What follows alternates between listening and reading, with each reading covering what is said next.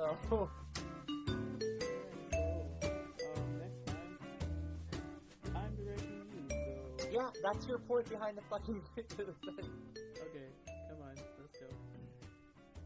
Hi, welcome to I Wanna Like This, episode 4, Green Lantern, with me, Thomas SInclair.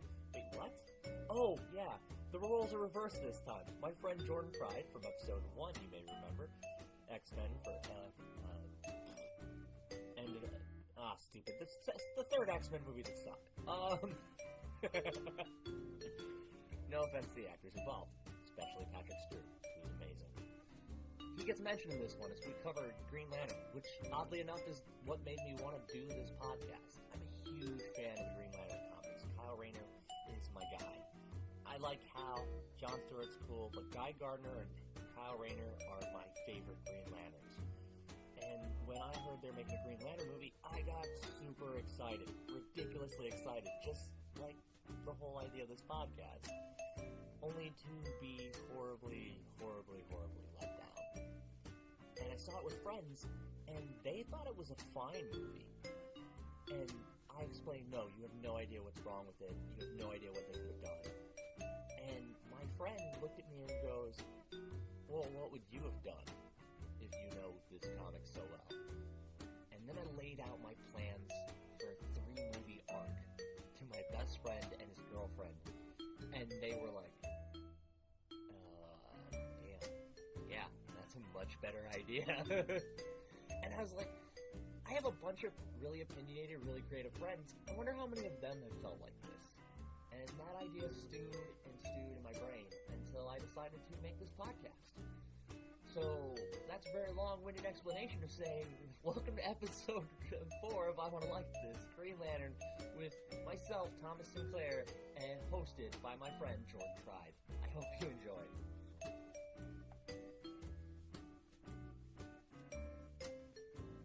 Yay!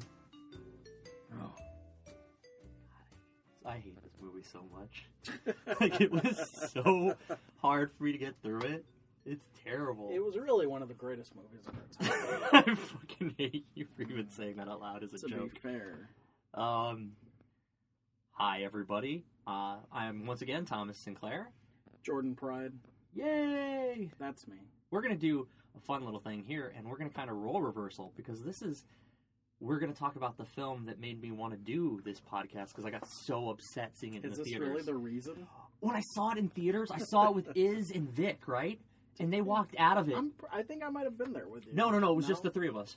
I don't know what it's about. And they walked out of there thinking, no, it was a perfectly good film. Right, it was yeah, a popcorn it was film. fine. Because, no, it wasn't. It was perfectly fine as a film that stood... I mean, you dig deep and the logic is hurtful.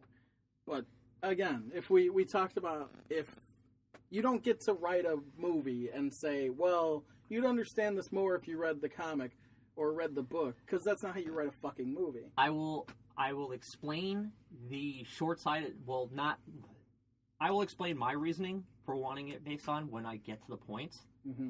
But needless to say that when we got out of this movie, and then Isaiah asked me, oh yeah, well, what would you do? And then I explained what I would do for a Green Lantern movie. He goes, oh, I would want to see that movie. And Vicky's like, yeah, I would rather see that movie. And I was like, see, there's times when if you know the source material or you like the idea enough, you can come up with such a much better story to tell.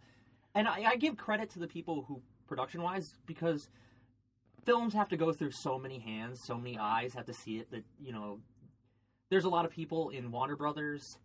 Oh, by the way, we're talking about the Green Lantern movie. To get off right off the start. The 2011 Green Lantern movie. We missed right off the start, Yeah, bro. 2011 Green Lantern movie. Why are we looking at the rings? We're just looking at the rings. Because those are one of my things that I like. Is I love the rings. Those are the actual prop rings? Yeah, those are them. You should probably, if you post this somewhere, put the picture I'll post the rings of this up. picture. Okay. I'm not going to post a picture of Ryan Reynolds in the suit. It's awful. Well, you're going to have to. No, I don't. It's Ryan Reynolds. Shut up, And no. he's pretty much naked. There's a film with Sandra fantastic. Bullock where he's pretty much naked, too. He did a film with Sandra Bullock. Yeah. They do a fucking romantic comedy where she's a busybody workaholic who's chosen work over like a love life. That stupid bullshit story they tell for women all the time. So it's every romantic comedy that's ever been. About a woman who does business, yes. About a woman. No. So I got really mad about this because I love the source material. Okay, that's number one. Why did I get excited about a Green Lantern movie? Oh, wait, hold on. Here's my list. Number one, what got you excited? All right. You're a dick. I'm moderating the shit out of this right now. Right. Go. I got excited because I am I'm a Green Lantern fan. I always have been. I don't have prayers or any bullshit, but I will recite the Green Lantern oath ad nauseum to get myself through something. Oh, you're saying you don't believe in actual prayers? No. The oath. It's not that I don't believe that there's a God or anything. Whatever. I just don't believe he cares. That's not your thing. Whatever. Yeah. But okay. My own will. You said I don't believe the prayers, and I thought you meant the prayers from Green Lantern. I was like, I don't remember a prayer. But okay, I get what you're saying. So the Green Lantern oath is kind of special to me, and I grew up with Kyle Rayner Green Lantern. Me too. And I love Kyle, and I get the reverence for Hal and everything. He's the man without fear. No, Daredevil's the man without fear. God damn it. We can argue about this, but in DC, the man without fear is Hal Jordan. Sure, why not? I'm pretty sure he has a ton of fear, but all right. Because there's a story there. I know, and I'll get to that. I'll get there. You're excited, right? I love Green. I'm like, my favorite superhero is finally gonna. I love Superman, and if anyone's listened to this and you heard the Man of Steel one, I love Superman. He's kind of like God to me. You did the Man of Steel one? Yeah, we already did the Man of Steel. Who did that one? My friend Giant Size Brandon. Giant Size Brandon. Brandon's a big guy. Man of Steel. Okay. So we did Man of Steel and we broke it down. This one though, really, like, because this is my favorite. These are the stories that I grew up with more than any other comic story. Like, being the little asshole kid that I am, everyone knew who all the other superheroes were. Spider-Man was popular, all this. So I latched onto the character no one got, and it was a comic that actually came locally for a while in my stupid little town in southwestern Wisconsin. That being said, I had all this hope. I'm like, I'm gonna this is a Green Lantern movie. It makes sense. Wrong ring, bro. Hope wasn't the thing. I know. There's no Blue Lantern for this movie. They just trudged down and willed it out. They shoved the will down your fucking throat is what they did. But I was like, digital animation has finally got to a point where, light constructs, you can finally do this more realistically. I mean, watching it now was questionable looking. Yes. Watching it then, not so bad. It was pretty good. I mean, especially the actual lantern effects. There's some of the stuff there that I don't think was good. The costumes are not good, but the image, the projections. Lantern costumes? Yeah, they were fine. You didn't like them because we'll get into why you didn't like them. Yeah, we're not there yet. You're excited. I am excited. This is previous to. So I'm excited. Like, and I'm just happy because this thing I love is going to get a shot at it. I'm questionable about Ryan Reynolds because I'm like, well, that's going to be Deadpool. Now he's going to be Green Lantern, and Hal's kind of a... Which one did X-Men, did Deadpool come before Green Lantern? Yes. Okay, that's what I thought. He was also in the Blade movies before Green Lantern. That was awesome! He was so good. I mean, that third Blade movie was garbage. Terrible, but he's good in it. But that's the reason... Well, they go up online and look up the Patton Oswalt explanation of why Blade Trinity is Blade Trinity, because it's phenomenal. And it explains why Ryan Reynolds is that. Well, I'm just to everyone people should who are listening. Yeah, look up anything with Patton Oswalt and comics because it's going to be just glorious. Look up anything with Patton Oswalt and go ahead with your life. Glorious. Where was I? Oh, so Blade I'm all Trinity. excited. You're really excited about Blade Trinity. No, I'm excited about a Green Lantern movie. I love the cast. Like, I love who Sinestro is. Ryan Reynolds is the only person. Ryan Reynolds and Blake Lively are the only two people. Like, they just fish two popular names out. No, Ryan Reynolds is he's a comic book fan. Beast. No, it doesn't. He belongs in these movies, and I believe he was a perfect choice for Green Lantern. Kyle Rayner. Yes, Kyle Rayner. He would have been a great choice for. That's. Do you want to know who the first choice for Hal Jordan was? Who's that? John Hamm.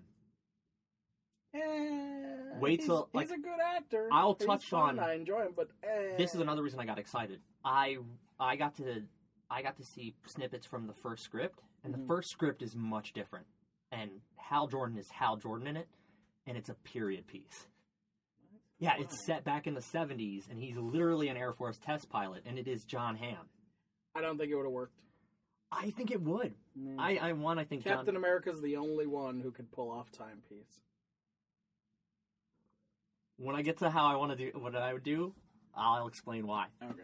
But I love John Hamm has that sternness that I think Hal Jordan needs. Well, I think so. In contrast, though, when I thought about that's the actual reason why I wouldn't have cast John Hamm in this as Hal or anyone else, because he is so stern. Yeah. Hal Jordan's not really that stern, and especially his first times out, he's going to be a little unsure. Yeah. And I think John Hamm doesn't do unsure very well, at least not what I've seen. I have seen John Hamm do...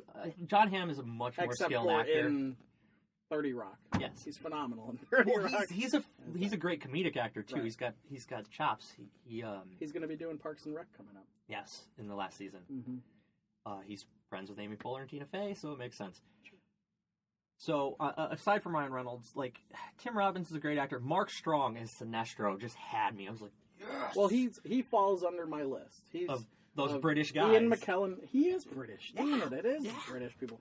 Because I was going to he's add... even in that Jaguar commercial where they talk about all the British villains. That's he's in right. it with Loki and him everybody. and Loki and... some I don't other remember awesome Brit actor. Whatever. No, Ralph Fiennes. Fiennes, yeah. Is it Fiennes? Yeah, I don't know. I'm thinking of the Russian. What's his name? Whatever. It doesn't matter. Ian McKellen, Patrick Stewart, Mark Strong, Idris Elba. Throw them in awesome. whatever you want. Whatever. Every single one of them can be James Bond. Every single one of them can be fucking Heimdall. Yeah. Every single one of them can be... Well, we're not going to stick to Bond so much, but... They can be... all those interchangeable characters that are generational, they could each play every single one of those guys, and I would be totally okay with it. Yes. So would I. So Mark Strong, yes. Mark Strong. Sinestro, hell yes. And, like, his face as Sinestro just fits. Like, yeah, it really was Sinestro. He looked just like what I imagine Flesh and Bone Sinestro to look like from all the drawings of him. And the way they made his head fit, like all the visuals... I started getting excited. When I saw Kilowog, he's not pink, but he's super imposing, and the sound, the voice. I didn't like the face so much. The face so much isn't. But it was, he was awesome. Imposing in the course, voice, because it was Michael Clark Duncan. Yes. Who's also another one. People always shit on him for Kingpin. Yes. And I thought he was the perfect Kingpin, because people don't understand that Kingpin is big, but he's muscle mass big. Kingpin is not drawn fat, but it's all muscle mass. If he starts fighting, you're going to see that. The first time Spidey hits Kingpin in the stomach, he nearly breaks his hand because Kingpin's just solid. And Michael Clark Duncan was a great Kingpin. Yes. So Michael Clark Duncan. Everyone who doesn't think that. Yeah, and like the casting, Tom Ray, the images of Tom Ray. Who was the voice? I don't know who the voice of Tom Ray was. It was a good voice, though. It felt like the character. It felt like exactly what it looked like, and it felt real. Jeffrey Rush, another one of those Brits who can do everything. No, well, I wouldn't put him in everything. I wouldn't make him James Bond. No. I think I'm not a huge James Bond mark, but I think that's the benchmark of you're British actor. And you can play pretty much anything. You can be James Bond. You're allowed. I think it's James Bond and the Doctor from Doctor Who are like the two primary male British roles. The Doctor's a little bit harder because you can't, I don't see Mark Strong being the Doctor. I could see him being the Master, though. Yeah. Well, I guess you can just go that way. Mark Strong is like the perfect British villain character. I was about to say I don't see Ian McKellen being the Doctor, but I think I see Ian McKellen being the perfect Doctor. Yeah. So that's fine. I'm not a big Doctor mark either. I like the show. I've been keeping up as much as I can, but yeah, I would put that there. But the reason why James Bond is not only because he's British, but because he can be played in 1,000 different ways. And you can kind of do that, and especially with how they did it with Daniel Craig, that's another dimension that you've added onto. And then they said that Idris Elba was going to be the next Bond. Oh, yeah. And they backed out, or whatever happened, it fell apart. And I was so pumped for that, because it was so good, not just because he's black, but because that's a different Bond. It's a whole new thing. You know what the greatest thing I ever heard about for Idris Elba was? I was like, oh, that gets me excited, was when they're looking for a new bat. Kevin Smith just went, "Oh my god, I would cast Idris Elba as Batman." As Batman, really? And I'm like, if you're gonna switch a race for Batman and you're gonna put Idris Elba, I don't care if it's Idris Elba. I will watch Idris Elba kick the crap out of anyone as anybody. I'd say that, but I don't think I'd agree with him as Batman. I think he'd be Batman maybe, Bruce not so much. I would like to see what his take is before I would judge. His take is different. For sure, but when you think about when you're going off your source material situation, yeah. But that's the same argument that everyone has with aside from just switching the race roles, but having originally it was supposed to be Will Smith as Captain America. Yes, 100% I was behind that because it's a good actor, great actor. He could carry the role. Yes, he could. It'd be very well done. The only thing that's kind of weird was the timepiece. Yeah, the timepiece stuff for the race ethnicity doesn't make sense. Right. Well, but even then, one of the Howling Commandos. Black. So, and then one of them was Asian from San Diego or something. Yeah, San Francisco. Yeah, it was good. I'm from San Francisco. Great line. Yeah. But, okay, so that's what got me excited, is my general fandom. And then I saw some of the images, and I really got excited. And then what I liked about the movie, a lot of the stuff I like is set design and production-wise. Like, I think the effects, aside from how Parallax looks, are really good. Like, I love the way Oa looks. I did like Oa. I felt it looked a little... I'm not terribly familiar with how Oa's laying out, so aside from the main power battery, they're pretty decent. Right, but the rest, it seemed kind of dead, with the exception of the buildings and such. It seemed really dead area, and I don't know. The cave scene where he talks to everyone is kind of... It's so dour and dark. Right, well, the whole thing. And actually, I was saying earlier, I'm playing Lego Batman 3. Yes. And when you go to Oa, it's a shining city. It's very dead. It's really? all gray. It's like you're on a moon, essentially. Yeah. And there's little structures here and there, the way it's built. But, that's in the video game, and just to lay out, it's an extra space. Here you go. Have fun. Do that. But then comics, you saw it here on the movie, and it seemed the same. So I don't know. I'm not... In the comics, it's this shining city planet. Yeah, no, it's not at all that. No. I do remember there being, grass and them sitting around with little ones for whatever reason. Because they're training the next generations. Of? Lanterns. No, they're little kids. The Guardians those are the Owens. Around with little kids. Oh, well, the Owens are tiny. The Guardians, they're tiny. Right, no, but it's the Guardians sitting around with little Owens. Maybe. Oh, yeah. I don't remember. I just remember that picture of them sitting there playing, and I was just like, oh, that's kind of weird. But I don't know if it's like an older, because they're ancient. They're like one of the original races. They are the original sentient race, aside from the spirits of the seven energies. Sure. So I like Oa's design. It's cool. It's someone's interpretation. I mean, the robes for the Guardians are ridiculous because it's like, where do you go if your robe touches the ground when you're 90 feet in the air? Yeah. They clearly just sit in those chairs all the time. So I'm guessing they're toilets. I mean, that's a pretty sweet job. It is a pretty sweet job. You just watch over the universe. You've been sitting there. Maybe that's just their body hair. Maybe that's how they grow hair, and they've just been sitting there that long that their long red chest hair has reached all the way to the bottom of their super chair. Oh God. So back. God. Things I like. I love the rings are. Awesome. Hold on. Things I liked. What did you like? He has a cheat sheet to ask the questions that I wrote for him, so he's just being a dick about it. I love the design of the rings; those were cool. Right, the picture that you had up. Yeah, I think the rings are really neat. They're different enough. The Green Lantern ring is black. No, it's green. It's just weird. Sure, how it's lit right here. No, but it is green, like and then it did because the lighting. The same thing with the suits, but continue. There's all this dark lighting stuff that seems to be way too popular in films nowadays.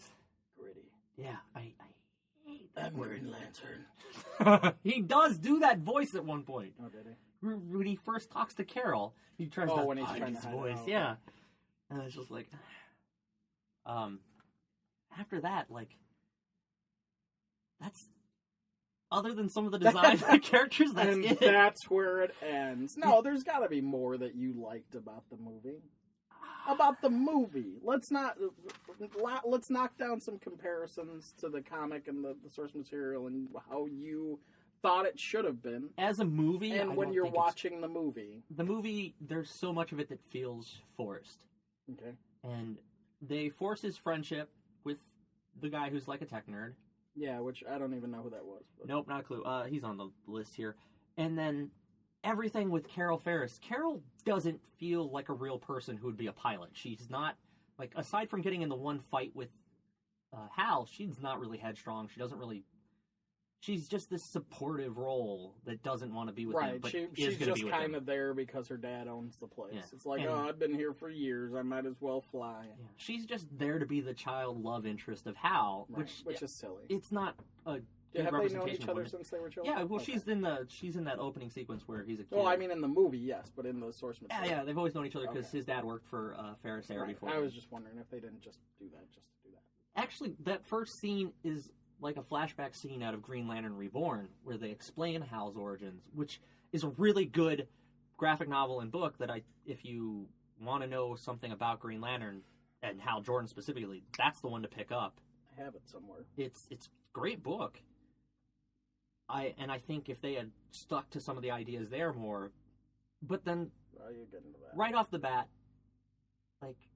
We're still in the things that you like, all right? It's hard Stick for me to to the things figure you like. out things I like about this movie, because the fight scene with Hector Hammond is good. It's decent. Which one? There's one inside the... One inside the fucking lab of the him, lab. There's one inside the hangar. The hangar one is not good. Okay.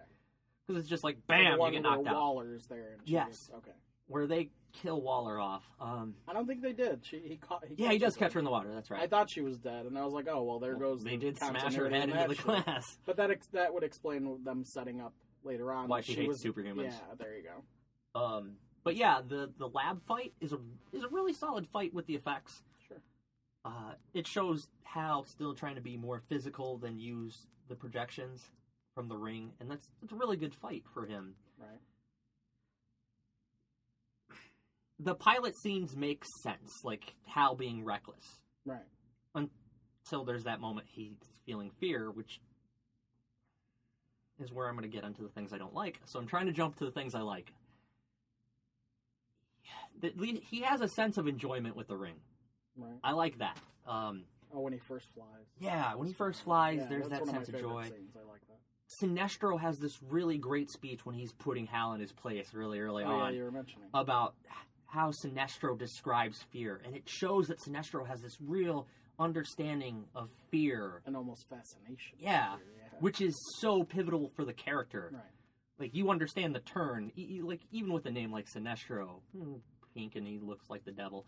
But like that really gets at the heart of the character. There's so much foreshadowing, but it's foreshadowing that makes sense for him. Right. I love those nods. Why Hal Jordan picks a sword, I don't know. Yeah, that was the first. I mean, like, you were an Air Force pilot. Like you were training a never gun. once in your life Never held a yeah, sword. you've probably held a gun, maybe. No, he has. Not very often, possibly. But yeah, your first thought is just sword. And I guess maybe in that moment where somebody challenges you and you're in this situation where you don't have anything in your hands. Yeah. You're like, a sword feels strong. A sword feels like a warrior's weapon. And no. They have the baseball. But he's just like, I don't know how to do this. Yeah. I did like the scenes with his family actually hark back to the character where his family, his older brother is constantly just, why are you just threatening your own life constantly? I get it, but I don't. It still feels forced. I feel like, yeah, no, I think not just forced. It feels like they shoehorned it in. Yeah, not forced, like the character being forced. Yeah, no, the actors aren't. Like they're just like, we kind of need this space. But they forced that moment in. Yeah, they were just trying to get it in there, which they could have held off until later. Yeah. Like the brother blowing up is cool, but him doing it and Carol doing it was unnecessary. Yeah. One of them could have done it and gotten it out of the way. And then they had the nephew. The nephew for no reason. Yeah, except for him to say those words that his dad taught him. Yeah, that's it. Which he could have said to anybody. Who gives a shit? Yeah, he could have said it to Carol. He could have said that as the Green Lantern. Right, which he does, 6 times in the movie. Constantly. So. The replay, too. Well, we're not there yet. But. Yeah, I'll get to that. The Ferris scene where he skips school is straight out of Green Lantern Reborn. And it's a cool scene. Yeah, there you go. That's it. His dad dies in a plane, and he witnesses it. Right. That's true to the character. the lesson. Did he have to skip school? He did skip school. But was it necessary that he skip school? No, it wasn't. Couldn't they have just been like, oh, you're going to be late to watch your dad fly? Yeah, they could have, yeah. All these kids are skipping school. There's 3 kids at Ferris Air that day. None of them are in school. 2 of them have nothing to do with Hal's dad launching. They're just there because whatever. Yeah, one... Maybe it's after school. Maybe it's later. Who knows? No, we noticed that, like... Oh, wait, this isn't even the same day, is it? It's the first day. He skips the school bus. Right. Because his mom's like, you gotta go catch the school bus. And he skips the school bus and runs and rides his... I thought he was going to run and get to the school before the bus. And I was like, wait, does he already have superpowers? There was no purpose to Is he suddenly the Flash? Yeah, it was... And the bus driver didn't stop to pick him up. Yeah. They saw him. Mm-hmm. And then the bus driver was like, nah, fuck that. Security guard sees him walking into Ferris Air, doesn't care, because it's Hal. That security guard. That guy had a job. So it's really hard to find things that I actually liked about this film. I don't enjoy it. Like, I like the sense of joy when he's learning the powers. I love that they take him to Oa and you see him getting trained. Right. The thing that I don't like about that is it's obviously a corps, a police state, or a military, like, training. And he's the only one doing it. There's no other Lanterns training with him. There's nobody else to test this. He's just directly one-on-one with them, and that doesn't feel... It's just... Well, I think... it's so short. Yeah, it's really short. I mean, they, like, Kilowog later on makes mention that he's like, can I train him or can I train him? He just threw some shit at him for, like, 2 minutes, and then Sinestro's like, get the fuck out of here. Yep. And then they fought. Uh-huh. And then that was it. Yeah, and Sinestro gets a really good lecture in. That was the amount of training that was required, because I don't think any time passed in between any of that stuff. It was like a day. Yeah. So no one obviously no one worries where he's been for months at a time. Well, but you know Hal, he's jobless now and he's missing. Who gives a shit? But everyone keeps showing he's probably up to drunk him. in some whore somewhere. But which is established at the beginning of the movie. Yeah, they do make him quite a whore.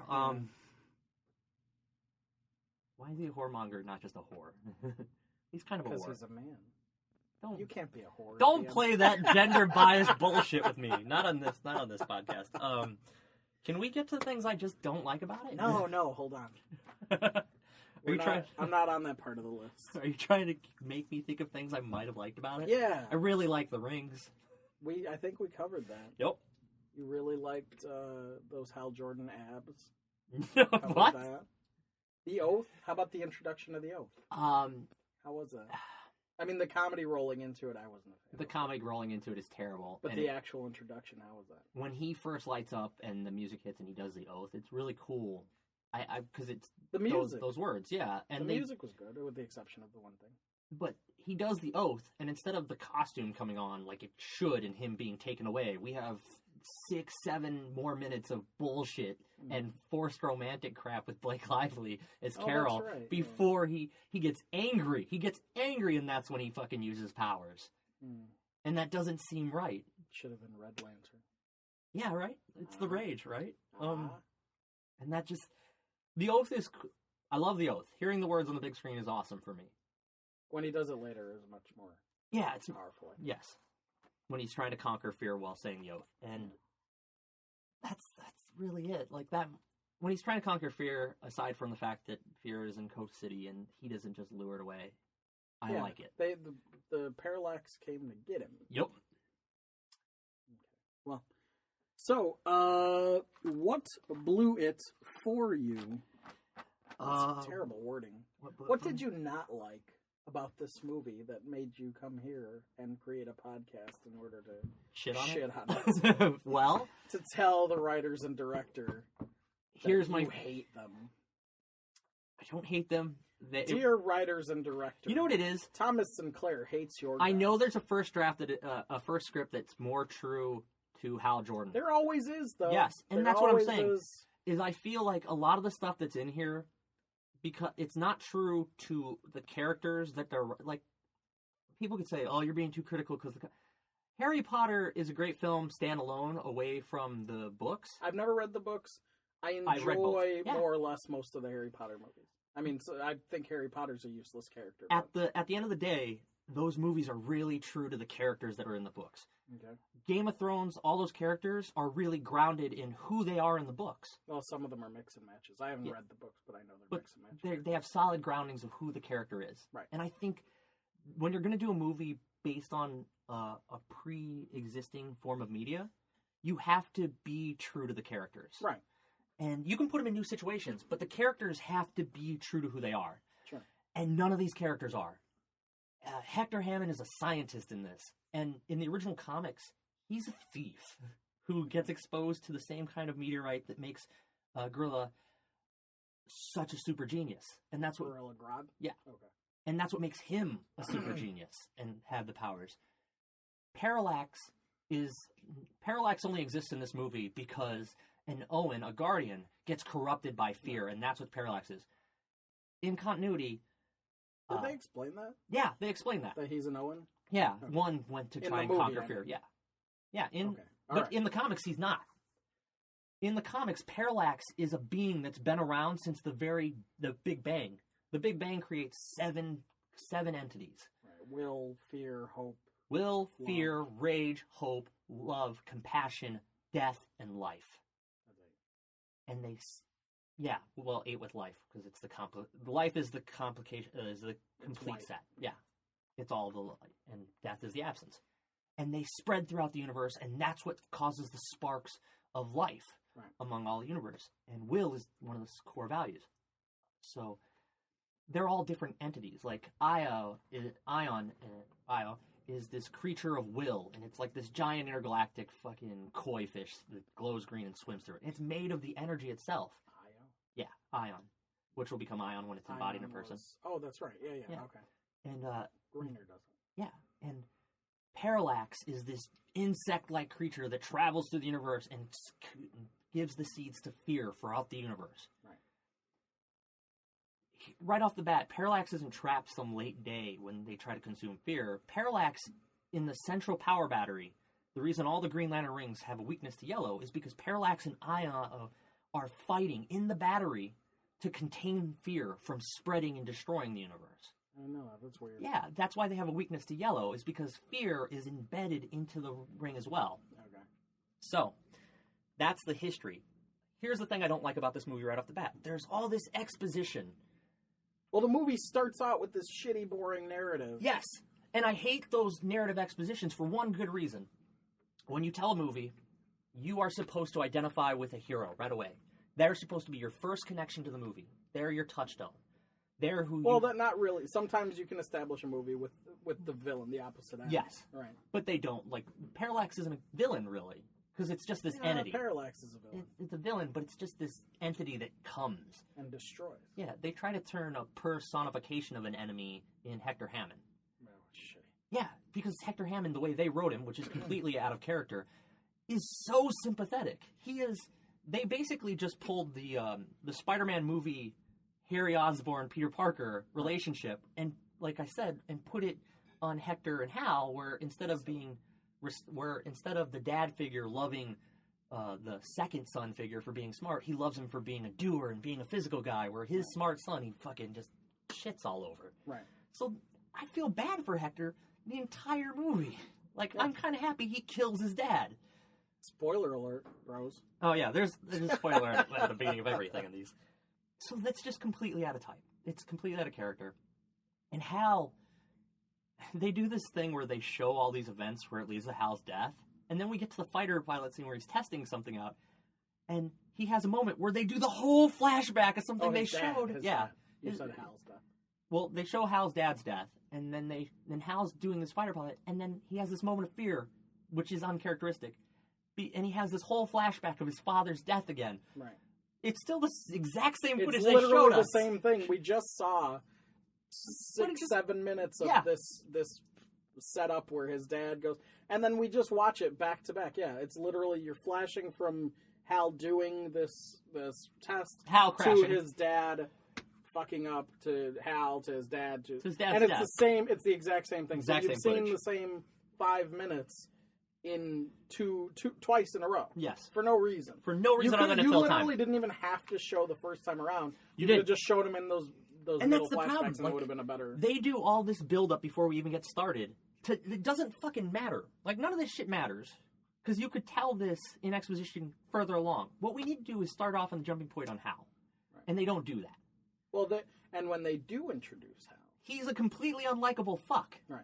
Like, they're like, oh, he's a rebel and blah, blah, blah. No, he's a douchebag. Hal Jordan in this movie is a douchebag. Yeah, he's kind of a stupid dick. You wake up, you're there, he wakes up, he's in bed with some random chick. Yes. Runs out on her. Yep. Gets into a car. Leaves her in his apartment. Right. Hopefully she robbed him. He drives away really fast and recklessly while wrapping a present for the kid that in newspaper.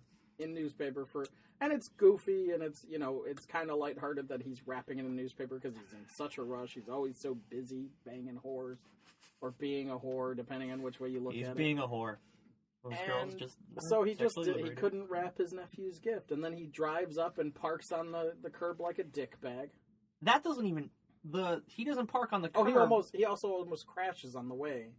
That's the fairest air. Because then we just cut to him at his parking like a dick bag in front of him. Because the plane crash scene happens first. So he's wrapping the gift on his way to Ferris Air to test pilot something. Okay. And the first thing he says, Carol Ferris gives him shit for being late because he's late to his fucking job. They have a test for a government contract. This is millions of dollars. This is the difference between laying off half the workforce for Ferris Air and a new government contract where everyone gets a bonus, right? And Hal shows up fucking late. And then instead of being like, I'm sorry, he's like, well, better get these pants off and fly some planes. He's just sexual innuendo asshole. He's just, I want to punch him in the fucking mouth. Right. And this is supposed to be our hero. And on the first glance, so what you're saying is Hector Hammond is the hero of this movie. Kind of and is. It doesn't pay off. Nope. One guy goes from being a complete douche and becomes the hero, and one guy goes from being the completely likable curmudgeon to being fucking just dead. Gets swallowed whole. He doesn't turn into anything bad. He doesn't. Something takes him over. Yes. Whatever. Okay. And then we get to Carol. Adult Carol, because we've seen childhood Carol. And who gives a shit? No, Why? There was no reason to show that except for... Other than they all know each other. They're kids, and then Hammond likes the girl. And they could have talked about that later. Whatever. Who gives a shit? Could have talked about that later. It was fine. I mean, they just needed that little clip, and that's fine. And then we meet Carol, and Carol, who is, in the comics, this really competent pilot. She's strong-willed. She's this... And all she comes off is just nagging of Hal. That's all.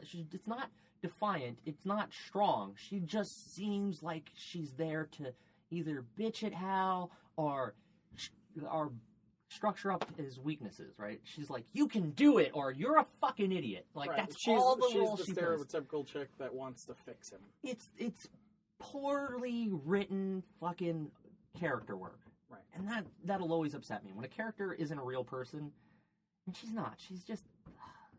Blake Lively. She is there only to service the storyline of the male counterpart. Don't make a sexual innuendo, asshole. Because I'm on a feminist rant. So fuck you. Women. So, Blake Lively's only there to serve the purpose of him, and it's a disservice to Carol Ferris, who's an awesome pilot on her own, and she is the person who will shortly be running the entire company. Which they kind of established. They do establish that. Like, she's going to take over the company, and she can have a duality in a position where she can be a pilot and run the company, where Hal's too short-sighted because he's a child. The thing that really bothered me is, in all the comics, what we understand about Hal is Hal doesn't have any fear until he becomes Parallax later on, because he says it really well once, and it's, when the one thing you fear most happens before your eyes, you have nothing left to fear. And his dad's death is the one thing he feared. Right. And when his dad dies, that's it. He doesn't care anymore whether or not he lives or dies, because he doesn't have fear of his own death. And that's something you establish where he is without fear. And you don't have that moment. Like Daredevil. Daredevil just doesn't have fear because he can't see what's coming at him. Sure he can. We're not going to get on Daredevil. With his ears. Yeah. But, that's it. Like, he doesn't have fear anymore because the one thing he feared most is just happen in front of his fucking face. He's done. It's over. Yeah. So what does it matter at this point? So he becomes a pilot like his dad. It's kind of a dick way to live, though. It is, but I don't he's really give a shit. Hal I mean, there's some people relying on me, but fuck that. Every shit. superhero is a really broken person. Not Superman. Superman kind of is. He's an orphan, but he's got a not really not like a real orphan. Yeah. He had a family Yeah, growing up. He did. He had some really cool parents. He just had really big problems with alienation, and like he has every teenage problem amplified to 100. Right. Once he hits, but that's every mutant too. Who gives a shit? Doesn't make him broken. It makes him normal. Yeah. He's the most human person who's not human. Which is really funny. Yeah. Which that's the whole point of him. Which is why I don't get why people. I'll get on the Superman train some other day. Shut up. I like Batman's a bitch. We all know that. Yeah, well, he's a crybaby. He's the most. No, we all know that Cyclops is a bitch, but we're way off. In the DC universe, Batman's is the emo crybaby who stands on rooftops in all black and cries about his parents' death. I'm sure there's bigger bitches in DC, but probably Hal Jordan. Now that we're getting into it. No, Hal is just kind of an ass. But he's this really defiant guy who, when he's a kid, Hal's mom tries to keep him away from Ferris Air because he keeps going back there after his dad's death. Right. Because he wants to be his dad. And he wants to be dead. Got it. Yeah, pretty much. Pretty much. And I want to be dead. On his 18th birthday, when his mom goes to wake him up for school, Hal's gone. Because on his 18th birthday, Hal just takes off and he sits at the recruiting office waiting for the Air Force recruiter. So, in this movie, Hal is this guy who just keeps leaving things and keeps walking away from... This is a guy who became a pilot because he signed up with the United States Air Force. That's a commitment. And they just totally ruin Hal because he's non-committal. He doesn't have a sense of duty. He didn't do anything to get that. He just got into the Air Force and became a pilot because his dad was that. He didn't have to do any work. But you get grandfathered into the Air Force, right? No. That's how it works? That's not how the military works at all. I'm pretty sure that's exactly not how it works. Shut up. Let me make my point. So he has this sense of duty. Hal has this sense of right and wrong, and he has this sense of discipline. And those are core values for Hal. That's why Hal picks up on the Green Lantern Corps right away in the comics. Because Hal gets a concept of duty. It's the same thing that makes John Stewart such a great Green Lantern Corps member, because he's a former Marine. So that military connection, that service, that's why they make great Green Lanterns. Kyle Rayner wasn't any of that. No, that's why Kyle struggles to find himself. And that's the great dynamic about Kyle. And Kyle is in a job field where you lack confidence a lot of times. Kyle's an artist. He's an artist, yeah. I was going to say, he's not in a job field. He just does stuff. He makes money as an artist. Sure. But yeah, so that kind of field makes sense to have confidence issues. And also, Kyle is amazing with the ring because he has endless imagination. Right. Whereas Hal has a more limited utilitarian imagination. As you see in the movie. Yes. Thank God. Except for the race car bit. That was kind of imaginative. Because he saw the thing. Yeah. That wasn't imaginative. It was one of the last things that he did. And it was kind of a dick thing to do. Yeah, he just launches a race car onto left his nephew's toys laying around room and maybe killed his nephew potentially by leaving toys on the ground. So, or at least hurt his foot. No, he's dead. I'm pretty sure his nephew's dead. But he doesn't care because he has no fear. No, because he's a dick. But that's the thing. Hal Jordan is so off-type. He has so many qualities of other Green Lanterns. Like, he's uber cocky like Kyle, Guy Gardner. And Guy Gardner's not a Green Lantern. I don't give a shit about that. Anyway. Also, Hal Jordan can't have the characteristics of other Green Lanterns because he was the first. No, because From he Earth. doesn't have those characteristics in him originally. He's not... Hal Jordan is not uberly cocky. He is very confident and cocky. Oh, you're talking about he's cocky in the movie? Yes. Oh, okay. All right. Sorry. First, this is why the character is so wrong. And we were just talking about the character himself. Yeah, and Kyle and Guy, he's this duty-bound guy. He does get headstrong because he's got the most powerful weapon in the universe strapped to his hand. Yeah, well, so I'd fuck some shit up. Yeah. So the sense of restraint is great. So that character is just done a misservice by that. Disservice by how they portray him. He's not him. He has fear and he questions whether he should be a Green Lantern. He's all of the Lanterns combined. Yeah, they try to make him an everyman to be relatable, but it's like, I don't know if you've seen... But he's one of the biggest douchebags. Yeah, in any action movie, look at the action movie. Most of them don't ever doubt themselves in some of the classic ones. Like Arnold or fucking Sylvester Stallone don't really doubt themselves that often. Oh, they they do. They totally do. towards That's the whole end. point of them. Yeah. No, the whole thing is that they pretty much doubt themselves going into almost everything they do. But they Arnold push in through Predator. because courage. No, he's scared out of his Yeah. mind, but he has to do it. It doesn't matter. He has no choice. But you don't have do to it. have the whole movie him going, "Oh, I'm not good enough. I'm not." He's pretty fucking. He complains about not being good enough Right. most of the movie, Yeah. and that's not necessary. There's that moment of he has to step up. He has to take this responsibility on. Right. Which is stupid because he doesn't really. No. He has 3,600 Green Lanterns, 3,599 Green Lanterns. That could probably have helped him in that situation, but they only really throw 10 or 12 at a time. $35,999. No, that's way too many. That's $35,999. Oh no, 30. Yeah, never mind. It's 3,500. You're bad at not numbers. 35,000. The characters are his disservice. I don't like the training. One, you could have done the training with a montage, like a flashback. Like you can jump in. Well, the montage. See, that's I thought about that Yeah. when it first happened. The montage wouldn't have served the story because everything's happening in a very short amount of time. He's getting the ring. He can't. Nobody can believe in him. Yeah. If he's there trained well for months or weeks, whatever it is, they could believe in him a little bit because he's going to show that. Yeah. And then the Hector Hammond thing would have just been sitting there happening while he's up there doing his fucking Rocky Hector montage. Hammond's here's I don't like the choice of using Hector Hammond. I don't like the choice of using Parallax. I don't like the choice of using Parallax because Parallax is one of the biggest entity villains that Green Lantern ever has, and that's how you're going to start the movie. You don't start the movie with Parallax. You start the movie with Sinestro.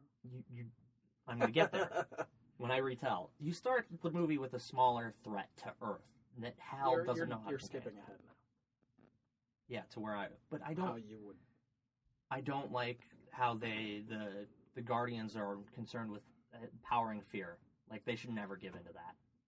They're better than that as characters.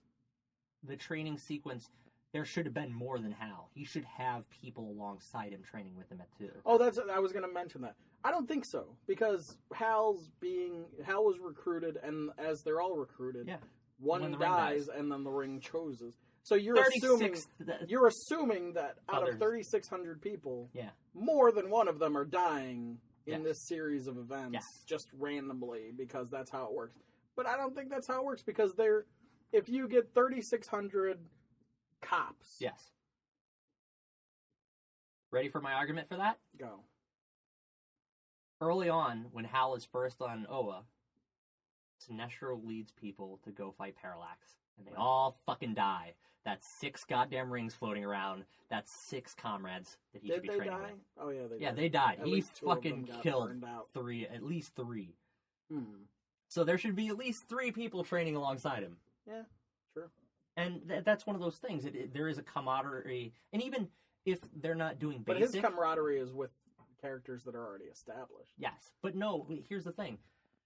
There's a lot more characters than just Tomare and Kilowog that are very important. And there's a chick and then the little pink ball thing. And a squirrel.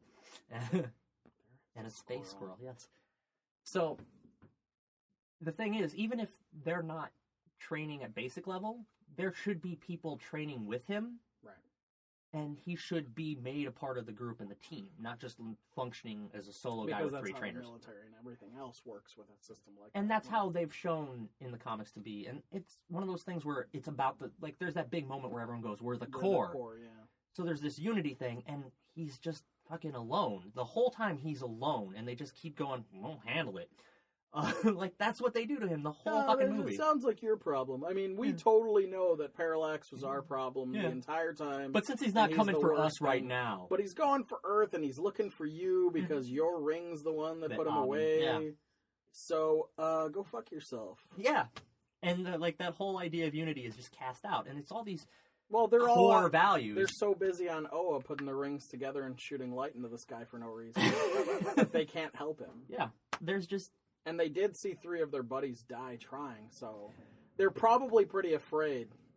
Then, yes, 12 goddamn lanterns go out to fight Parallax, and only Sinestro returns. Well, because he didn't actually fight, he just stood there and watched everyone die. Right. Well, that's what a boss does. I don't know if you know. I'm very experienced in being a supervisor. And generally, when you send people to do your dirty work, you stand back and make sure that you don't get hurt by what they fuck up. And if they fuck up, you're like, holy shit, they fucked up. But if they do really well, you're like, we did really well. That is the work of a general, not a sergeant. You don't know that. Yeah, actually, I do. I'm the one with the military background. See, that's why you don't know it. The Guardians are the generals. Sinestro is a drill sergeant. He's a sergeant. No, Kilowog's the drill sergeant. Kilowog is the drill sergeant. But Sinestro was a sergeant. No, I think Sinestro's one of the generals. I think Sinestro is the leader. He's the only one speaking when everything's going on. That would just make him sergeant major. The Guardians are just the admirals that sit back and do a general nothing. In every military that's not the Navy. They're admirals. It's not the Space Navy. They're with captains. Even in the police, there are generals. So, yeah. I don't think I've ever met a general in the police. The commissioner. That's the thing. They're the commissioners. Yeah. So, either way, he's a sergeant. He is the guy who still goes on the beat, still has a sector of his own, and leads by example. So either way, he's just a bitch who let everyone else die and then ran away. Supervisor. But my sheer point is, 12 goddamn lanterns can't stop this guy. Right. They're like, handle it, Jordan. Well, they told him not to handle it, and he was just like, no, I have to. And Sinestro was like, all right, man, go for it. Because he was like, suck a dick, I'm right, and I just want to say I told you so. He doesn't seem to have any, like, he's so angry that Abin Sur's ring picked Hal. Because he's the first human, and they're a young race and all that shit. They explained that. I think he's just mad that Abin Sur's ring picked someone. That's not Sinestro. Did he want it to double he up? Wanted both. He wanted to double fist it. Take two sectors that are completely separate from each other somewhere in the universe. You know Sinestro, makes sense. Sinestro is all about control. That's why he has such a concept of fear, and he wants that ring, which Sinestro's character is the only one. The core members are really done well for what the characters are. Kilowog is this foolhardy, headstrong, I'm going to punch you in the face kind of guy, drill sergeant. Tom Ray is this intellectual, which makes sense that they cast a British voice because it sounds much more intellectual than, an American stupid voice. And then you have Sinestro, who is this mastermind, just wants control and is very calculated in how he speaks. I love those depictions. All the humans are just fucking wrong. And then how... They're all Americans. Parallax is supposed to be this yellow energy creature. Parallax is wrong, too. He was a yellow energy creature. He's a black with little yellow glowy parts. It's harder to just do balls of orange light. Or make him look like a giant fucking insectoid with arms. That's shitty. That would have looked shitty. I think it looks shitty. A giant insect CGI see-through thing would have looked really shitty. Doesn't have to be completely see-through. Whatever. Anyway. It was light. You're looking at light. Well, that's why you need the physical embodiment one. And that's where I would do things differently. So, that is what I fucking hate about it. I just don't think it's not a good film. The story is forced. The love angle is just horrible. It's shallow. Yeah. It's awful. Like, everything about it we're going to keep going back to this, because every movie has to have a love story. That's what ruined the fucking Spider-Man films. We touched on that. Get over it. Not every hero has to have a love. Well, Spider-Man does. Yeah, Spider-Man does. That's true to his character. And Carol is Hal's love, but they don't build it up or anything. They just... There it is. We're going to just fucking jam it in and just fucking hit you hard with it. And that's what I hate about it. I just don't. Is that everything? That I could go on for the mask rules for it. That's stupid. Like the mask just it just appears and then disappears sometimes it doesn't. And Sherry was like, "Why is the mask there? She knows who he is." When the rule was, and legitimately they established if you start a movie and you tell a story, if you set a precedent for a rule and you break it later in the movie, what was the point of setting the precedent? If it says the ring will automatically put the mask on you when you need your identity hidden, and then later on when he's with Carol, who already knows who he is, he puts the ring on, and then the mask is there. No point. So you've already ruined your own continuity within your 2-hour structure that you've given us. Also, The idea, the name Lost Sector, they just picked to sound dramatic. You can't lose an area of space. Yeah, you're not allowed to have it's sector something 3601. Yeah. It's the area that we don't control anymore. Yeah. The area, it's the ghetto that we've given up on. It's the Forbidden Zone or some... Whatever. Don't go there. Lost. And that's just my fucking problem with it. Okay, so if you... Pardon me. This is written all wrong. Okay. How would you make it? I would completely write the script, and I would start out with Hal as the pilot. And I would have... The reason he goes down is Abendschur's ship. Because, one, that's how it originally went down, but also, that way he's close enough to the ship to be the first person there. Because right off the bat in the movie, Abendschur's ship is there for like a day before anyone finds it. Right. Like, there's radar. We have technology. That's dumb. So Abendschur's ship... And nobody's crossed it. It's on the ridge. It's on a shore, yeah. It's not in the desert like it should have, like it was. That's it. The ring, the selection thing, should have shown other people, and because there's 3 people that get picked by the ring who are possible candidates. And yes, one is Guy Gardner. But it's Guy, it's Jon Stewart, and it's Hal. And Hal becomes Green Lantern because he's the closest person who matches the qualifications. So, I don't even show Guy. All I want is them to show Hal and then John. And then the ring go to who's ever close. And get brought I think to the casual viewer, by showing just these two, one, looks racist as fuck. If they're just like, well, there's a black guy and a white guy, we're going to go with the white guy. I'm going to get to that. Green Lantern. I'm going to get to that. But the other thing is that you have to cast the Green Lantern, Jon Stewart, ahead of time. I need him for this movie. So I show these two. I'm going to get to it. And also, we set this back 20 years from whatever continuity timeline there's going to be for a Justice League. Yeah, I want to jump back 20 years to crown Hal Jordan the first Green Lantern. Gotcha. So nowadays it'd be in the 90s. So he's a Desert Storm veteran. Shit, the 90s were 20 years ago. Yeah, right? We're old. Oh, man. So he's a Desert Storm veteran. And now he's a test pilot. Crashes because of Abendschur, right? Boom. The second he gets it, Abendschur in his dying breath tells him how to say the oath.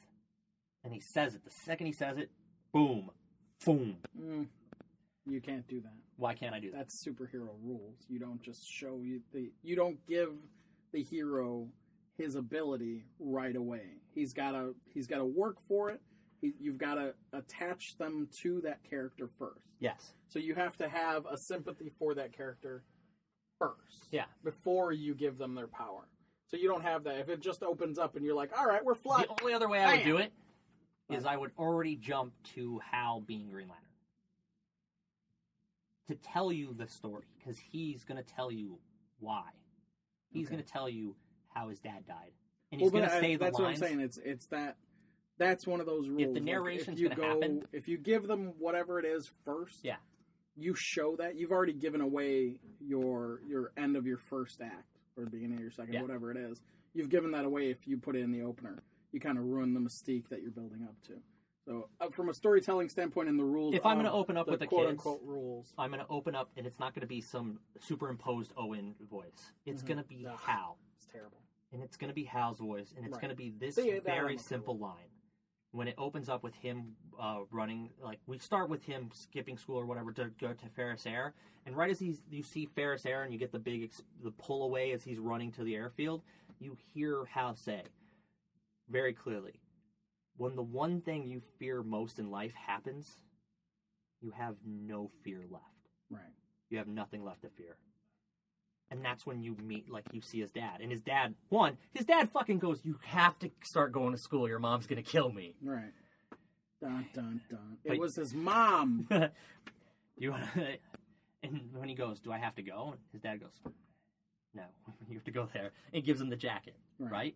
The jacket's a cool touchstone, right? And you have him just waiting outside the fence line. And you have this attack. When you meet Carol, even as a kid, he's like, you're not allowed to be here. because this is their first meeting, and he goes, yeah, my dad's flying that plane. And her first response is, yeah, my dad owns that plane.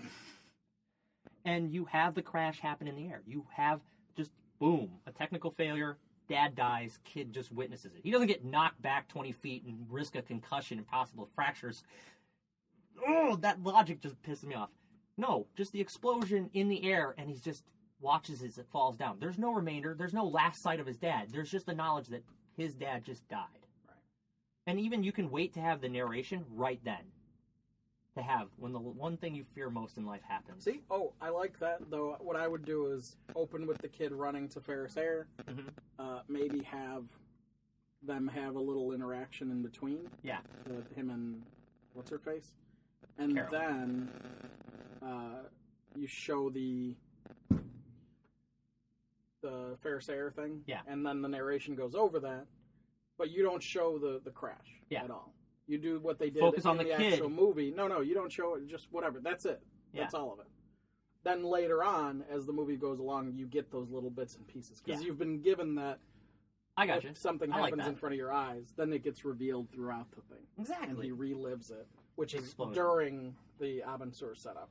Yeah, it can totally happen when... Sorry, I'm ruining your vision. No, it's cool. I like this constructive criticism because, again, if I write a script like this, I would turn it over to my friends to... I would have that moment when Sinestro goes, you're full of fear, and then Hal Jordan just straight up says, I have no fear left. And you get that flash of why he doesn't. Right. And just fucking goes. From there, we jump ahead. We don't jump ahead to him waking up with a whore or him driving like an idiot. We jump ahead to him getting dressed and getting ready to fly on his own. Mm-hmm. And it's him. It's not him late. It's him ready to fly. Because he doesn't show up late every time he gets to fly. Going back to the origin stuff. Mm-hmm. His history as a pilot. Was he only ever a test pilot? Or No, he was an Air Force pilot. Okay, was he a hero at any point as an Air Force pilot? He does fly over the war. But does he save anybody? Does he do anything crazy? Because he's a fighter pilot in the war. That's how you establish a character. You kick that action in. Yeah. You establish the character of him doing something fearless and crazy to save somebody's life. Not to show off and not to be a stupid dickhead. Well, you do show him getting enlisted. Mm-hmm. Show him overseas. Show a little hint of someone else overseas in a Marine uniform, too. Give a touchstone. He has friends in the military and other branches. So, we build to that, and we cut then to a full him working for Ferris. He's got the flight suit on. He's got his dad's jacket on. And the last thing he does while he's climbing up, because I don't like the idea of Hal Jordan showing up late. Because at some point he tells his nephew... It's really shitty. At some point he tells his nephew that the happiest he is when he's flying. Why would you show up late to work when it's your dream? Right. He should be heartbroken that he gets fired. And he isn't. He's smarmy the whole way through. Yeah.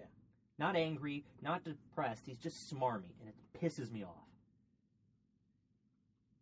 And it's not true to the character. If he loves flying that much, he should have an emotional response. He shouldn't quit. He should just, you can't. I have to fly. I have to fly. Because that's how he feels connected to his dad. So that moment, he takes off his dad's jacket and hands it to who's ever, setting up the ladder for him to get on into the plane. And you climb into the cockpit. Then you can have whatever test flight it needs to be against the drones, whatever. That's not important. Abensur knocks him flat out of the sky. And everyone is in search of Hal. But Hal isn't left in the wreckage.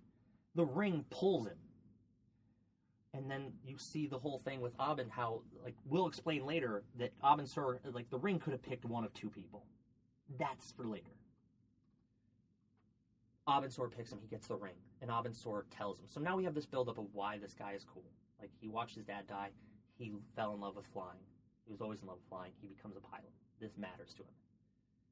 And he gets the ring, and he doesn't know what to do. So when he gets found, he hides the battery in his flight suit, whatever. He gets found, he starts walking. Or he gets the suit. In the comic, he gets the suit, and he flies somewhere without full control of it. He's left somewhere else. So he's left somewhere else. The ship can explode. Abensur can just go up and fucking smoke. he gets found. He's hiding this lantern because he doesn't know what to do with it. And you get to the point where he does the oath, and he gets... Like, once he does the oath, he's got to be gone. And you go to the training thing. You see him as this cadet training as a Corps member. You get a lecture like that from Sinestro with the fear. That still can be true, because it's true to Sinestro. Right. Defines his character. And his relationship with fear. And then it's one of those things where you have to go back. That's your sector. And the next thing you know is he's got to explain why he's been gone. Like, Ferris Air went through hell after he left, and he just ditched them after he got home. Like, he gets fired. I was going to say, does he get fired? Yeah, he gets fired. After the crash? Yeah, after the crash. He hides the lantern, and they find him in the desert. I thought he disappeared. Okay. Yeah, they find him in the desert. He gets home. The fucking ring calls for him to do the oath. Right. Does the oath, disappears. They He's let him gone. go because they don't know where he is. Missing persons, something. And there's that anger. Where have you been? You've been gone for months. He comes home, and then there's a lot of characters in the Green Lantern villain universe. And a lot of them are intergalactic people who actually hunt lanterns. They want to kill lanterns. Manhunters? Not manhunters. There's a female villain. Oh, God, I'm missing her name. That's so bad right now. But she collects Green Lantern, like rings or broken batteries, because she kills lanterns for fun. For an accomplishment, to kill the peacekeepers of the universe. And she's the one who finds Hal. She's the threat to Earth. And Hal doesn't know how to fight her. He's never fought with the ring before. He's had all this training, and he's still not sure how to do this. And in one of those moments where all hell is breaking loose, this woman ends up in the wrong city. She's not in Coast City when she goes to find a Green Lantern. She ends up in Detroit. Yes. And Why Detroit? All right. So she ends up in Detroit, and she's just tearing ass, demanding that the Green Lantern of the sector of this home world, because this is the first place she lands, comes to her. And Hal does. But before Hal can get there, there's this moment where she's just tearing shit up. She's about ready to kill kids. And the person who steps in front of the kids, the person who will not show fear to this woman, who won't back down, who will try to save these kids, John Stewart. John Stewart shows up, and right before John Stewart's supposed to die, like she's throwing this battle axe, this blade at him, which she carries, this green wall appears right in front of John and just blocks it. Right. And then it's just Hal looking at John, realizing who it is, and John looking very curious. We give the inflection that John doesn't know who this man is, but also John looks at him and is kind of in disgust, because Hal Jordan has a mask on, which plays heavy into John Stewart. John Stewart doesn't believe in masks. Criminals wear masks to John Stewart. Right. So Hal leads the fight out of Detroit area, and we have the fight. Hal Jordan beats this villain. This is still the second act. Okay. This isn't the main villain. Jesus. Hal doesn't know what to do with her. He won't kill. He can't kill. Green Lanterns aren't supposed to kill, so does he take her to Oa? Do they say that? Yeah, in the comics they do. Okay. But in this one, just Hal Jordan doesn't want to kill. He's been through war. He doesn't want to kill anymore. Even when he imprisons her, she asks, then just kill me. If you've defeated me, kill me. He's like, I've done that enough. So he takes her, and he goes to the person who's the closest thing to a mentor he has in the Corps. He takes her to Sinestro to find out what to do with her. And in going through Sinestro's sector, he sees the conditions of the people who live under the most orderly sector of space there is. And that's Sinestro's. He's heralded as one of the greatest Green Lanterns of all time. He has the most orderly sector there is. And in doing this, Hal sees people afraid of him, afraid of the symbol on his chest. And he realizes this is a totalitarian state. When he turns her over to Sinestro, right before he can question, like, what is with all this? Why are there statues erected to you? Why do these people fear this symbol? Sinestro goes, because they live with order. They know who protects them. And when he goes, well, what do we do with her? Sinestro just kills her, breaks her neck right there in front of him. And Hal, that's the first time Hal steps up to him. You can't do that. That's not right. That's not what this is. And Hal flies and just takes off. And Sinestro gives chase. Now they're rushing to Oa. It becomes very clear that he's got to tell the Guardians what's up. And that's where it is. It's the corruption of Thal Sinestro right there. And then it's a straight fight between Hal and Sinestro. Sinestro shows these symbols of being kind of corrupt and power hungry while he's training. This need for order, this concept of fear, the power of fear that he kind of instills on him, is what he was feeding off of there. And in this battle that just goes on throughout, we have an intergalactic battle, but it's between two Green Lanterns. Whose will? And because one believes in fear, in striking fear and the power of fear, he comes up short to Hal, who has no fear. And in front of the Guardians, in front of everyone, Hal defeats Sinestro. Because the battle finally makes it to Oa. And when other Green Lanterns try to step in, Sinestro is just knocking them aside. Because his will, his might, makes right. And Hal won't give in. And Hal defeats Sinestro. That is the major villain. That is the third act. The second act ends with the corruption of Sinestro. You see how far it's gone. And Sinestro nailing Hal, and Hal having to run from Sinestro. The final act comes when Hal stands up, and others stand alongside Hal. And it becomes about Hal and Sinestro. And will versus someone who believes in imposing their will through fear. And the final battle is Sinestro being cast out. You send him to Cord. You send him to the other side where he is locked in a planet of fear. And that's where he discovers the ability to forge the Yellow Ring. He discovers the fear entity that exists within Oa, because he's studied the power battery. He knows the legend. He knows fear lives in it. And that's where he discovers. That's the end credit. The end credit, we still have the end credit scene where Sinestro has a yellow power ring. But to end the story, Hal has to return to Earth one last time. Because through his actions, Hal shows that he is a good Green Lantern and he has a good heart. And they want him to restore faith in the core in Sinestro's old sector. To break down the totalitarian states that Sinestro has made in this sector, to destroy the statues, to let people live, to let them make choices for themselves and not live under a totalitarian ruler with a green ring. Sinestro is corrupted by his power, but Hal won't be, because Hal believes that people have a right to make a choice.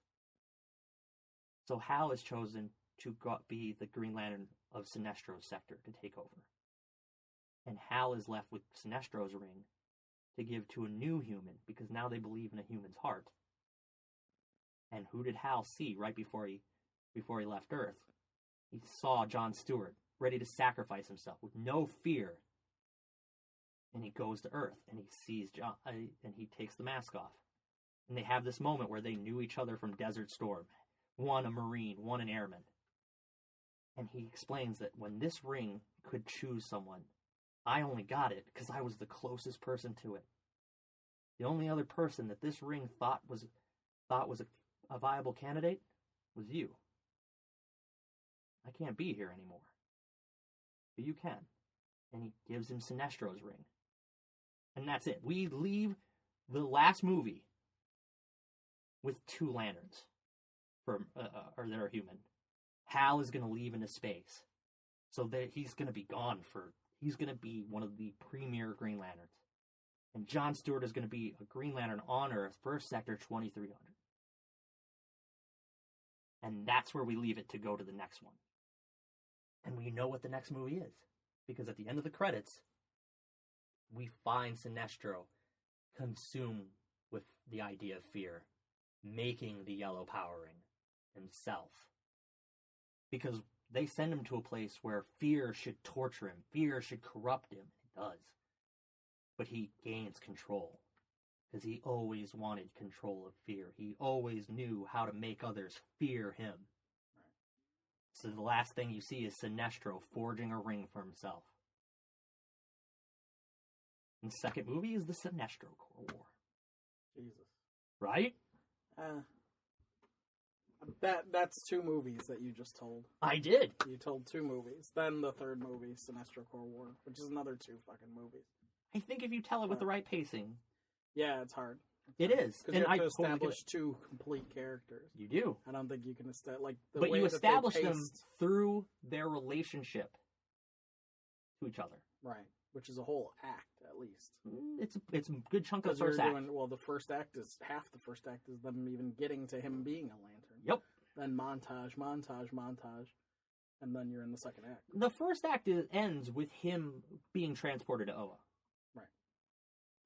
Then the second act is montages of training, that first battle. Right, that's a lot. Yeah, it is. Tell in a little bit of time. I don't know. Is it a better story than what we watched? Yeah, no, yeah. No. I'm pretty confident in this whole Hector Hammond thing. Hector Parallax Hammond. Ugh. It's pretty good. But see, the Black Cloud. What this ends up with is the Sinestro Corps War destroying Coast City.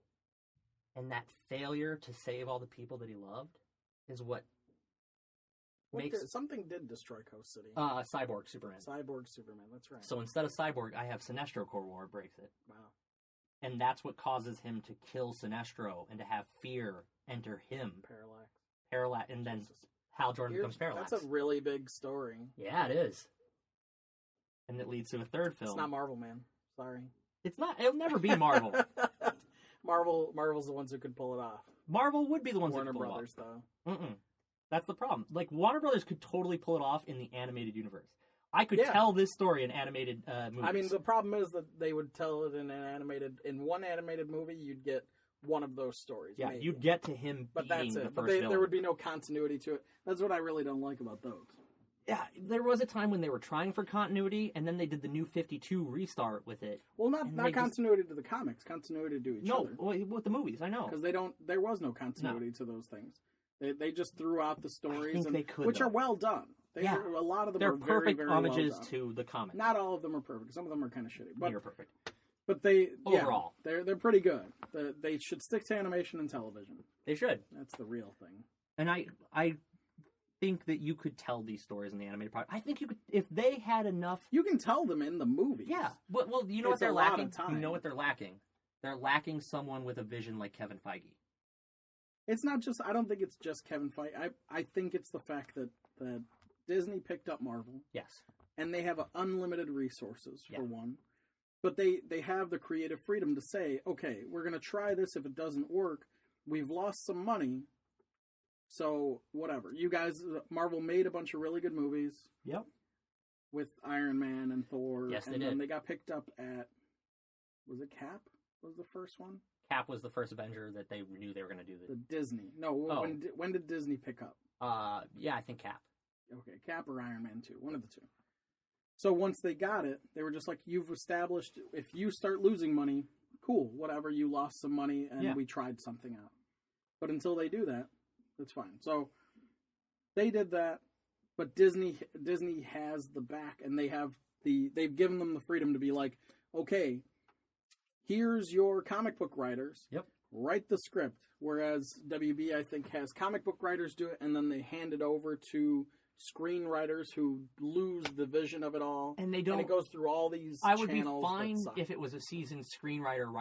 I don't understand their desire not to have comic book writers, because comic book writers write for a visual medium, right? So that makes sense. It's a great. They write storyboards. Yeah. That's what they do. Yeah. So it doesn't make sense to not trust them, but they think they have to have these script writers and these names attached as directors, and you don't need. Jon Favreau directed Iron Man. He wasn't the big budget director until Iron Man. Right. And Iron Man was not a character you could make a big budget movie with until Iron Man was successful. So, Warner Brothers seems to suffer from, they don't trust comic book writers, and they want to launch their franchise with their biggest names, which I don't think you have to have your biggest names in anything but the big team-up movie. I don't think No, they definitely have to exist to anchor. So, if you start off a story, whatever, we're talking about how Marvel did it because it's proven. Yes, DC could pull it off. They could set up your universe could be set up in a group movie. You can establish all these little characters in a group movie. You can. It's ready. It's able to happen. But you don't have fucking Joss Whedon writing it, man. No, you don't. Joss Whedon knows how to tell an ensemble story and build characters. And also, he doesn't know how to start a story. But we have to give credit to Kevin Feige because he's had the over-picture design. Right, and that's the problem. Shows Avi Arad was the first one. Yeah, a showrunner in television is someone who knows what the beginning of the season looks like and what the end of the season looks like, and then helps other writers make a flow that latchkeys them together, right? Right. And Kevin Feige is that role. He is the showrunner for the movies, the universe for Marvel, and DC doesn't have that. They tried to get Nolan. Yeah, but Nolan saw the end result, how they had to deal with the Man of Steel situation, and they offered him, I believe, I mean, it's all rumor, but I believe they offered him that role, and he was just like, no, I've been handcuffed and I'm done. I'm out. Nolan didn't want to be in that role in the first place because he wanted to be after Batman. Well, he wanted to make Batman a detective. Like, he just wanted Batman to be a gritty detective, which I totally am cool with because he is. But that's it. Nolan never wanted to be in charge of superhero movies. Right. He didn't even want to name the first flick Batman Begins. He didn't want the name Batman anywhere near it. Right. So he was always going to be the wrong person. And they just seem to make the wrong choices because comics are, yes, they're deep storytelling. Yes, you can do the psychological. Yes, they are modern day myths. But they're also brightly colored fun. The Flash is fun. I don't think Batman is. Batman, no. But Robin is. And I think they miss a point of never casting an age-appropriate Robin. Because they're like... only cast one Robin, yeah. so... And I think that they're afraid to let their characters be fun because they think what Nolan created has to be the only mode. And he set an example money-wise that was the way to go, but they don't understand. But and they that's made millions with the Donner Superman. Right. And well, before it wasn't the Donner Superman anymore. And it was fun. Like, there's joy in Superman's flight. Right. And I think that's where DC kind of loses it. Because they did a Ryan Reynolds' portrayal of Hal. One, it's not really Hal, which is part of it's Kyle. And they try to make him this playboy bon vivant, and it doesn't work. It's unnecessary. Yeah. Not that it doesn't work. It was just unnecessary. It doesn't fit. The whole story seems to be unnecessary to me as I broke it down. And I think that's where DC misses the point. Like, they're like, well, that didn't work. So WB misses the point. Well, Warner Brothers, misses the point because they're like, well, Nolan's universe worked. Well, it's Batman. He is dark. Yeah. He is gritty. He is this guy. You could totally have that universe with him. Yeah. You could have it with the Suicide Squad because that better be relatively gritty and except fun for at Harley. the same time. Yeah, I don't know how that's going to work. Deadshot, too. Deadshot quips. They're all fun, but it's still a gritty story. You have they're never going to be able to have fun. Who are... They're dead. Like, if they don't do what they're supposed to do, they will be dead. Head explodes. They are the Suicide Squad. The fact that name's even on it says gritty. But Superman... it was messed up. It wasn't right. Yeah. And I don't have faith for all the others. Yeah. I already don't like the casting of Gal Gadot. No offense to Gal Gadot, but if you're going to do this, you need 30 pounds on you. Well, just the look is whatever, but I just don't think that she's going to be able to carry an individual, well-told story movie. Exactly, and that's what. And maybe we're wrong. Maybe she's going to be great because nobody thought that Christian Bale was going to be great. Nobody thought that Heath Ledger was going to be amazing. But they have a double standard when they cast her because for every guy to be a superhero, they have to pack on 30 pounds, 40 pounds to their frame. Like, they look like juggernauts, and then this waif of a girl has to stand. She did put on some pounds, but not much. I've seen her. Well, she might have put on 30 pounds. No, I've seen her in the production. Well, if she did, she weighed nothing before. CGI, bro. Oh yeah, she was tiny before. Yeah, and it's one of those things where I'm never gonna buy her knocking Superman on his ass, and I need to believe that Wonder Woman can knock Superman on his ass. Right. She's an Amazon. Yeah, and she should be muscularly big. Jessica Biel, man. That's where my heart was. If she would have gained 30 pounds, I totally would agree with you. No, And Jessica Biel. Why would she need to gain 30 pounds? 20, That girl 10, is 15 she's muscle. great.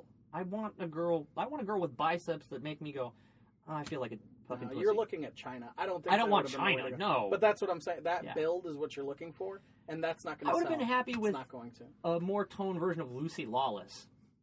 That's Jessica Biel, yeah, okay. Come on, man. You've never seen Jessica Biel. I have. So, yeah, that's it for me. I would make a Green Lantern story that is more true to the characters, and at the end game is always going to be him versus Sinestro for me. The first two movies is always him versus Sinestro, and the third is always him versus Kyle. Because I set the 20 years back, so he can be gone a decade before he comes back for the second film. And Kyle's in the Justice League. Is what you were saying that you wanted to tie it in. If I did I would do the Justice League movies in a modern time, and Kyle would already be the Green Lantern in that. So they That's would what be I'm saying. congruent time building up to the first So Justice League. Hal would movie. already have retired before the Hal would Justice already League be even dead. did that. I would kill Hal and not let him come back. And then he'd come back. No. If I got to be showrunner for the movies and all that, Hal dies. Hal dies self-sacrificing. And that's it. He gets the one last hero song of being corrupted and then being reminded of how great he was by Kyle. Kyle defeats him and goes, the only reason I could beat you is because you're a shell of the great man you really are. Yeah. I would have just had him be like, punch, dad. Into the sun. Credits. Yeah, that's really the way. I mean, I would have had Hal grow tentacles and then been like, oh, that one thing that Kilowog said a couple hours ago. Punch into the sun. It's over. No redemption for Hal because he's a dick. I think that's a really good end. Yeah, thanks, Jordan. And thank you, WB. I fear for character. I'm a DC guy more than a Marvel guy. At this point, I'm definitely more of a Marvel guy. Yeah, well, I movie used universe. to be a Batman guy. Movie universe, it'll always be Batman, Marvel. Superman was always my thing. Superman and Green Lantern are But mine. even in the comics, I veered away from that, and Marvel was telling more compelling stories, in my opinion. DC But I think is because told- they base around the villain instead Yeah. of the hero, and DC bases around the hero more than the villain. And I just don't. I think they hire a bunch of people that have enough buzz from indie comics or whatnot to try and take over, and then they don't have the affinity for the character. I don't even think it's that. I think it might be just they're probably shackled in all the rules, which is what they did. I think that's why they did the New 52 to change some of the rules. But people are still going to bitch and moan, so it doesn't really matter. Well, the thing is, Just Grant change the Morrison's rules if you're take gonna on do it. fucking Superman and Action Comics is fantastic. And well, we're off subject. Here's the thing: I told how I would change the movie, Right. and I think the movie sounds good in my hand. All right. And I would love control of that if someone wants to give me control of that. But Dear WB. dear WB, I just want to write 2 movies. My name is Thomas SInclair. Give me control of the whole over our story arc. Let's fucking gamble. Give Let's do me this. one of your largest franchises, please. Thank I you. want all of DC. I'm some random guy from Illinois. Mm-hmm. But I love the characters, and I think that's the thing where they hire people who actually love the characters in Marvel side. Because Joss loves to tell those stories. Well, he loves the stories, yeah. Yeah, and He he would've would have loved- loved Wonder Woman. I was going to say he would have loved the Wonder shit out Woman. of Wonder Woman, but guess what? DC was like, nah, nobody's going to believe an Amazon story. And no one's and you can't really write an ensemble cast with a female lead. And then Marvel was like, well, you can do this. We've got this movie coming out with a tree and a raccoon, so yeah, go nuts, man. Have fun. Who they hired a trauma director to make that. Yeah. Fantastic. That's it. Jordan, your plugs are as always At Twitter, at the Pride, Pryde parade. Yeah, just stick with that. the Facebook is Jordan Pryde, Pryde. Correct. I'm Thomas SInclair. My Twitter handle is the T Sinclair, and you can find me on Facebook as the Thomas SInclair, because I'm pretentious enough to do that. Well, go see a movie sometime with friends.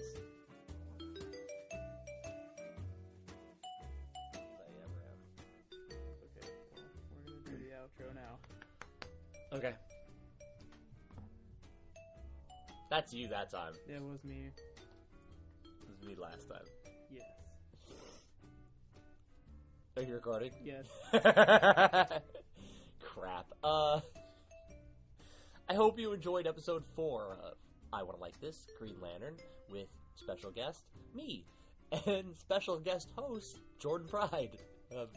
You can follow Jordan at Twitter at The Pride Parade, and you can always follow me at Twitter as at the T Sinclair. You can also follow I Want to Like This at I Want to Like This, or on Facebook, I Want to Like This. It's really simple. Please don't forget to subscribe below and like the show if you did. You have a great day. That's the fucking my phone. That's the one that's going on, right? Probably. No, that's the one that's going on. Okay. I love the fuck up one.